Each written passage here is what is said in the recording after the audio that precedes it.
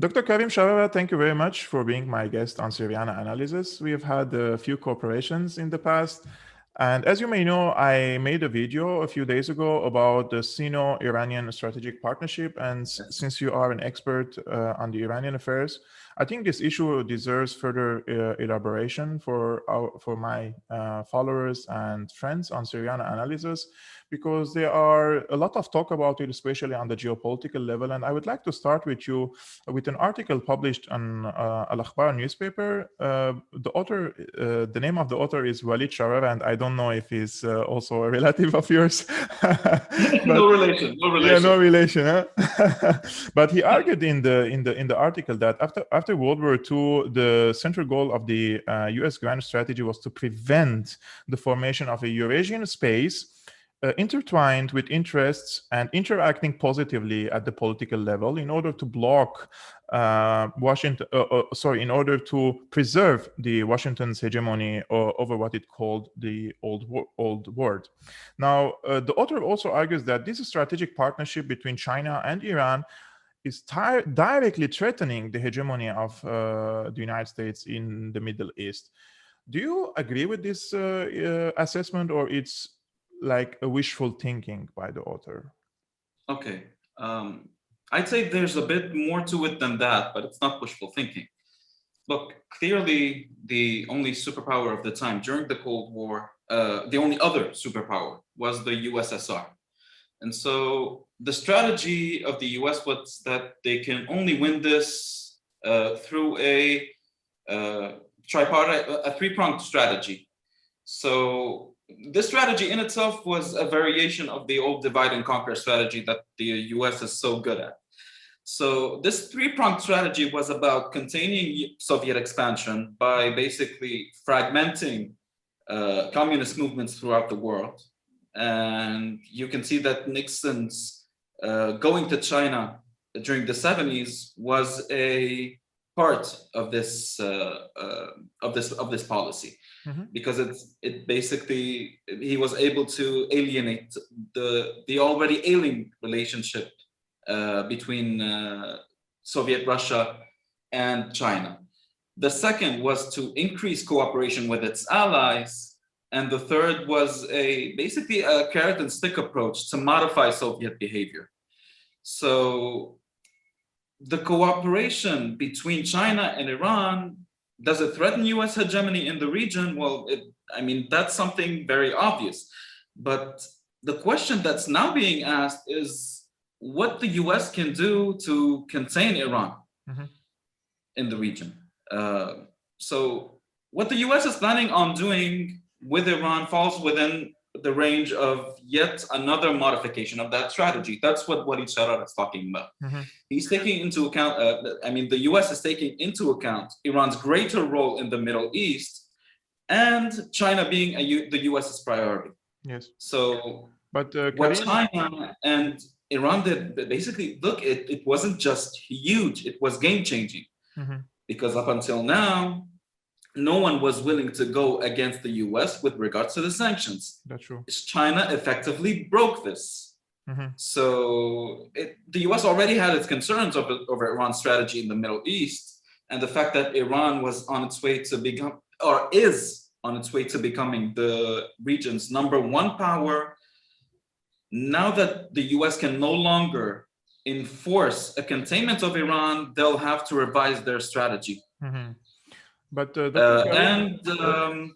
I think the United States was trying to contain Iran, as you already mentioned. Like, they resorted to economic sanctions, they resorted to military threats, they resorted to creating internal turmoils through so-called revolutions or uprisings.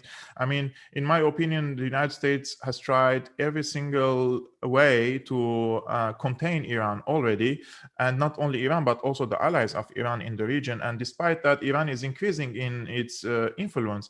And since Iran is an arch enemy of Israel, do you expect like a military retaliation, for example, by Israel, or this kind of strategic partnership with China could deter such a look, this is what I was going for, actually, that the U.S. will, if the U.S. is going to do anything, it's going to revise its strategy to be more aggressive. Mm-hmm. And also, it's going to have to increase the strength of its Middle East alliances. So it'll have to use a carrot and stick approach with Iran, meaning that, well, yes, we'll bombard you with sanctions, but at the same time, you have to go back to the negotiating table. This is what they're doing now. Well, yes, we'll give you the money, but you're going to have to suffer 10 times more Yes. in order to get that money. Or it's also going to increase its alliance, the strength of its alliances in the Middle East. So you're probably going to see even more normalization with Israel and a significant increase with in the relationship with Israel. At the same time, you have to contain Iran, and you're either through the sanctions or through undermining Iran's allies. So what you have going on in Lebanon, I'm not sure if this is going to go away anytime soon. They're going to try to weaken Syria even more. God knows what's going to go on in Yemen, but this isn't going to go up. This isn't just about Iran suddenly gaining a lot of money from China. This isn't going to be that easy. They're not going to let this happen very easily. They're going to look. No one can invest in a volatile market. It's not in the interest of the Chinese to invest in Iran if Iranians can't guarantee their own security, for example. Yes. So you might see even more trouble at the domestic level, sponsored by the old US of A. Mm-hmm. So you may be expecting some sort of internal turmoil in Iran through That's a definite this possibility. so-called opposition. But speaking about this strategic partnership, my friend, on a geopolitical level, could the neighboring countries of Iran, and I would like to mention particularly the allies of Iran in Iraq, in Syria, and Lebanon, could these parties benefit from such a partnership, or this is only a separate deal with Iran, exclusively with Iran? Okay. Now look, the countries you mentioned, they're going to gain from the from this deal as much as, insofar as they're allies of Iran. They're not going to gain anything directly from China unless they step forward and actually decide to make a deal with China. Yes. Look, what we're witnessing now for the first time in modern history is the dwindling of a global power coupled with the rise of another. This has happened a lot in history, but not something of this magnitude, and not with the technology we have now, of course. Yes. So the whole world is witnessing this phenomenon happening. Now, China is encroaching on what the US sees as its own interests, and it's doing so very carefully, might I add. And we need to take into account what countries we're talking about and how dependent they are on the US and how much they'd be willing to risk upsetting the US. And I use upsetting as a very endearing term, yes. or a very, how much they risk upsetting the US in favor of a deal with China. We need to see how the relationship with Tehran and Beijing can benefit them. True. So Syria can, if it decides to go with China, well, the Chinese can see if they need to invest in Syria, if they can invest in Syria. Because if they're not going to invest, as I said, in a volatile environment. Lebanon, you yourself know Lebanon. I don't think anyone's willing to risk upsetting the Americans with the firm hold the Americans have on the economy here. Yes. Iraq is a possibility, though. But you need a martyr, if you will, that would be willing to make that risk. Yes. Because anyone who is going to take the risk of going to China and actually making a deal with China is basically committing political suicide. In Iraq. So that would have to be someone very brave in order to do that. Some people in the Middle East, in my opinion, especially in Lebanon and some people in Syria, they have this.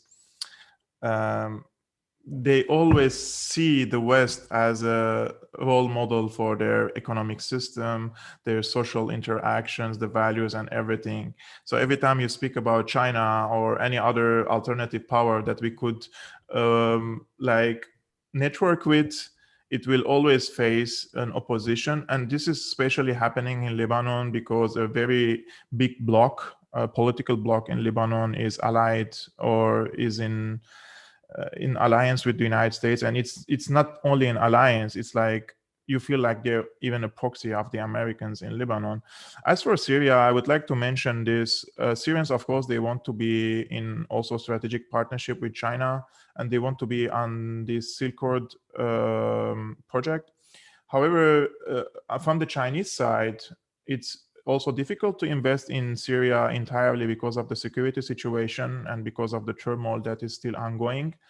And at the same time, China is not really putting its all weight, let's say economic or military weight, in Syria in order to finish the crisis in Syria, which in my opinion, the Chinese can and they should do, because part of the problem, for example, in Idlib is also a Chinese problem. We have around 20,000 Uyghurs in Idlib. 5,000 of them are the males who carry arms and they fight. So they're hardcore jihadists or terrorists. And also we have a big number of Uyghur children, underage children. We're talking about children under 15 years old. And there are training camps there. And these children they will be the future terrorists. I'm sorry, but they're now children. But when you indoctrinate, nobody is born a terrorist. But when it's like an empty book. This child is an empty book. And if you feed this child every day with a radical ideology and indoctrinate them and arm them and exactly, and you feed them with hate against the Chinese system, if you will. Exactly. I mean, they're going to believe anything you tell them. So in this regard, in my opinion, the Americans would not only take a step against Iran because of this partnership, but also against China. And what they are trying to do is in the autonomous region of Xinjiang, to infiltrate the Muslim minority there. They're the third biggest minority in China, third or the fourth biggest minority in China.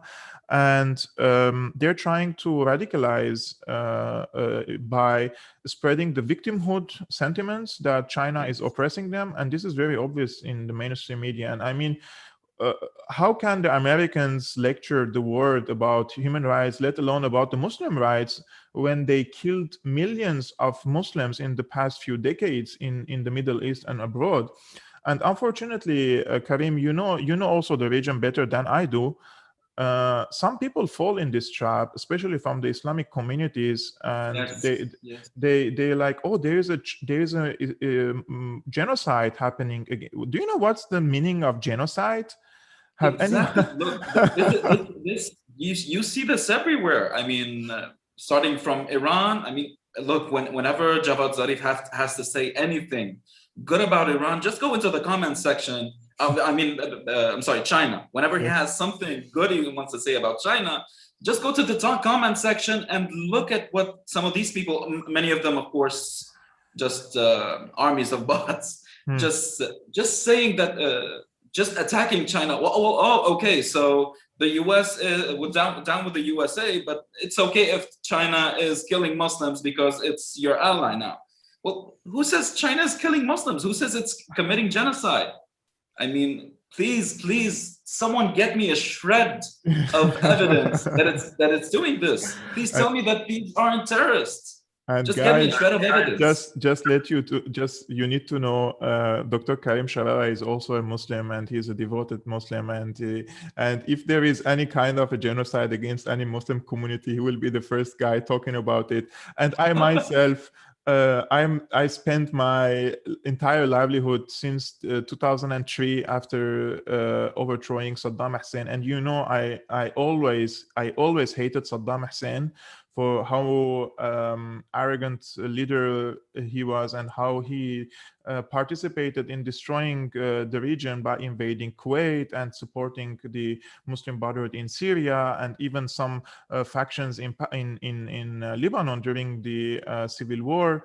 And Yes. his role was destructive in the entire region, and he attacked Iran instead of like two major countries who would have challenged the American hegemony in the Middle East. The Americans gave Saddam Hussein the weapons and even chemical weapons to attack Iran back then. But when Iraq was invaded, I, I was one of the first opposing, although I was a kid back then, and I cried when Baghdad fell, and I cried more when Saddam Hussein was hanged, because whether you like him or you hate him, you know why the Americans are in Iraq. And it's not only about also the oil that we also addressed in our previous episodes, but also when you have a foothold in Iraq and you fragment the society on sectarian and religious basis, and Iraq is standing between Iran and Syria, you're basically promoting or normalizing these divisions in Arabic or Islamic countries based on ethnic and religious lines. And Look, I just need to add this. If anyone's going to oppose Iraq, or one is going to oppose Saddam Hussein, it's going to be Iran, because they suffered under him. You have 500,000 martyrs because of the Iran-Iraq war. But still, in 2003, they opposed the U.S. invasion of Iraq. They opposed Iraq, but they still opposed the U.S. invasion of Iraq. True. And the official line back then was, those two are both guilty parties. We're not going to support the invasion, but we're still opposing Saddam Hussein. That's true. That was the official line back then. I mean, it's not just about it's not just a case of Iraq being a Muslim country and so we have to support them. No, they're both guilty. Saddam Hussein, that is. Yes. But still, the Americans coming into the region, the Iranians knew what this was all about. That's true. And as for China, please, again, there is no shred of evidence.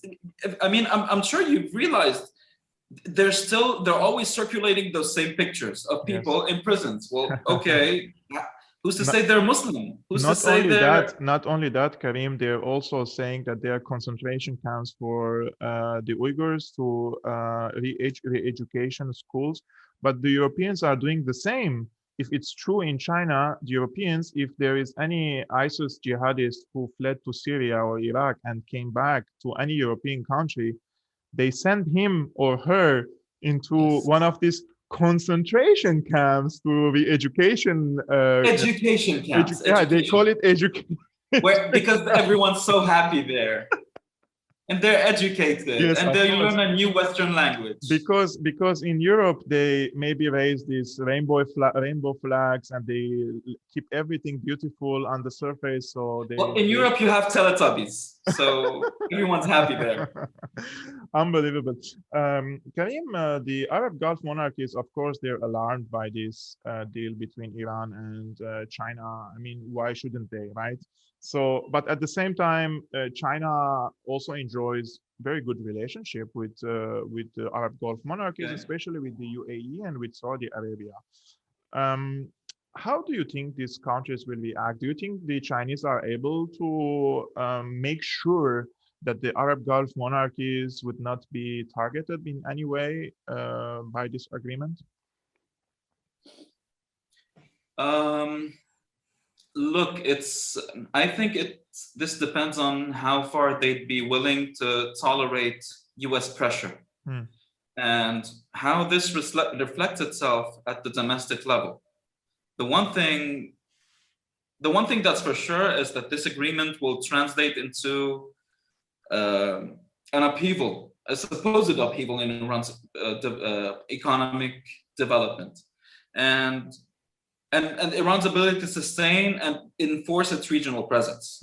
So it's also a case of how the Gulf monarchies are going to react to this. I mean, they're going to have a more formidable enemy that they cannot counteract with obvious means. So they're going to have to resort to non-obvious means. نعم يا بابا. The kids. اوكي طيب شو يعني؟ شوي بحكي معه اوكي بس شوي بس لخلص اوكي 10 more minutes. بعد شوي اوكي بليز. نعم يا بابا بعد شوي اوكي. عمو بس 10 دقايق وبنخلص. She wants to be on the meeting. Okay. Okay, it's fine. شوفي لحظة وين عمو كيفورك؟ يا عمو كيفورك. شفتي عمو كيفورك؟ يلا باي. Okay, Baba, فينا نحكي بعد شوي, please. I will not occupy you further. I will just ask you last question. We already passed the 20 minutes. They're fighting over the baby chick that we got a couple of days ago. Baba, please. بس نتفي يا بابا 10 دقايق, okay? لا طولوني شوي please يا بابا. Please. جيب لكم شيء طيب, okay? I will keep this part, by the way, in the interview. Just for you. Thank you so much. Yes. But it's okay. It's resolved. I told them I'd get them some candy if they resolve it and stuff, so they went away. Very perfect. I will ask you the last question, Dr. Sharara. The strategic partnership between China and Iran wasn't approved by all Iranians, okay? And we even witnessed protests in Iran against this deal. I mean, some of them were even calling it treason to be like to sign on such an agreement, and they're saying like the Iranians sold their country to China. I mean, can you explain what are these fears and concerns of those who are opposing? Look, it isn't as straightforward as you would think. What we said earlier about the whole massacre of Uyghurs and whatnot, and the massacre of Muslims, well, this has a lot to do with that, because a lot of people, I'm guessing, I wouldn't say the majority, but I would say a sizable portion of the Iranian population thinks that China is committing a genocide. Okay. And so we shouldn't ally ourselves with someone who's committing oppression. Who's committing oppression in the world, because they're no different from America. So why would we ally ourselves with them? But this isn't the look. Let me say it this way: you have two camps that are well known in Iran. You have the reformists and you have the principalists. Yes. And even the reformists and the principalists have these sub-factions. So it's really hard to denote what's in the mainstream. Yes. What you can do is pick up on a general sense of the things that are being propagated in the media or by the people, or be it foreign media, foreign anti-Iranian, Persian-speaking media, or media inside Iran. Okay. So one of the things I remember very well when news of the deal first broke a year ago, when they were still in the talks for this, is that all of these foreign media concentrated on the idea, and this might strike you as odd, I'm sure you haven't heard of this, that Iran is going to strike a 25-year deal with China for hundreds of billions of dollars in exchange for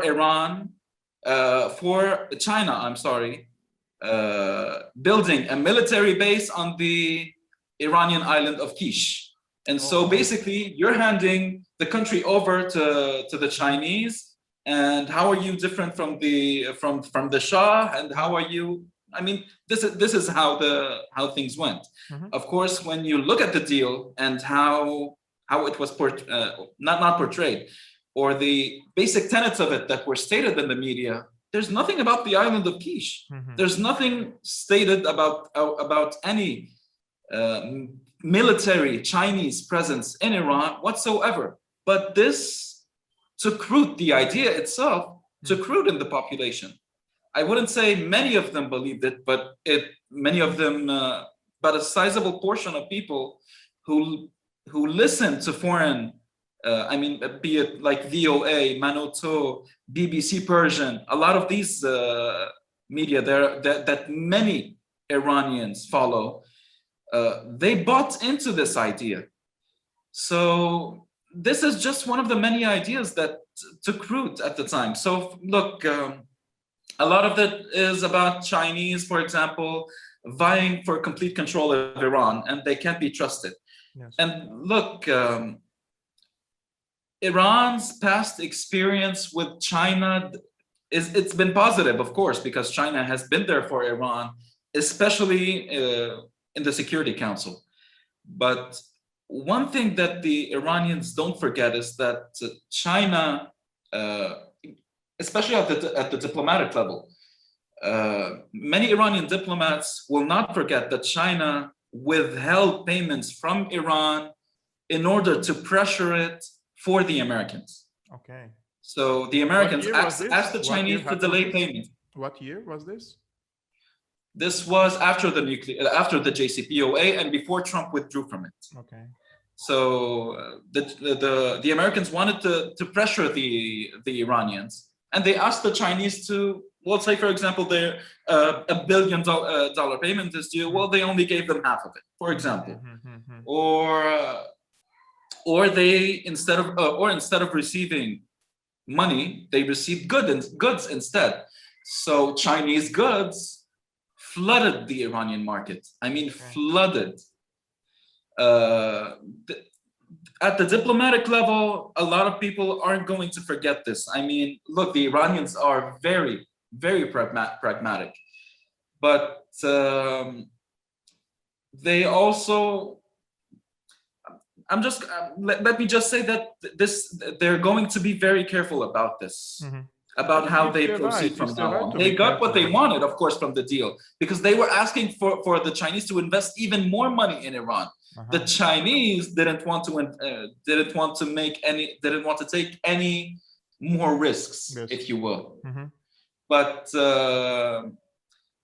I think we're going to have a couple of years where we're going to gauge how things are going to go from here. Yes. Because yes, the Chinese are investing in Iran. Iran is supposed to have this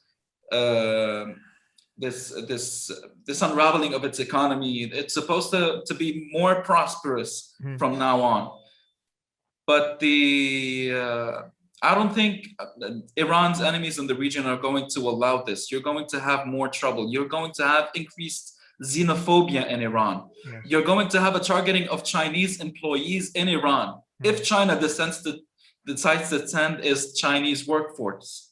So this isn't going to be very cut and dry. It's not going to be as easy as we think. I think Iranians will be very cautious in this regard, and Yes. I think there is something shared between Syria and Iran, which is even if there is a foreign investment, there is always this condition that the workers will be nationals of the country.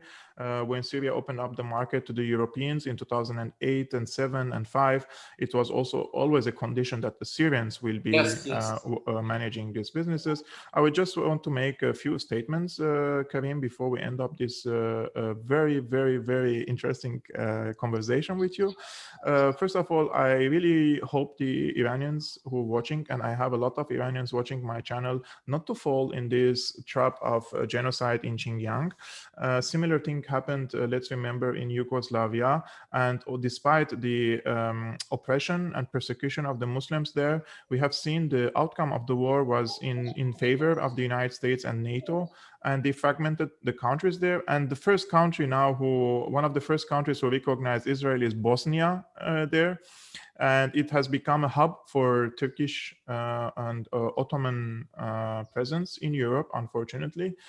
And the second statement is there is a growing Eastern Bloc, especially in Eurasia, and the Chinese and the Russians are also coming more and more together because of a mutual enemy, let's say, which is the United States, that is really blackmailing these countries, and also Iran. So Iran's positioning itself in this bloc is realpolitik, and although they don't share ideologies, they maybe don't share the same economic systems and different interests, but on a geopolitical and strategic level, it makes sense for these countries to come together if the Americans still insist to continue with their aggressive and expansionist policies in Eastern Europe, in Central Asia, and in the Caucasus, and in Far East Asia. We know that China is encircled by American warships there. They don't want the Chinese to go out to the waters.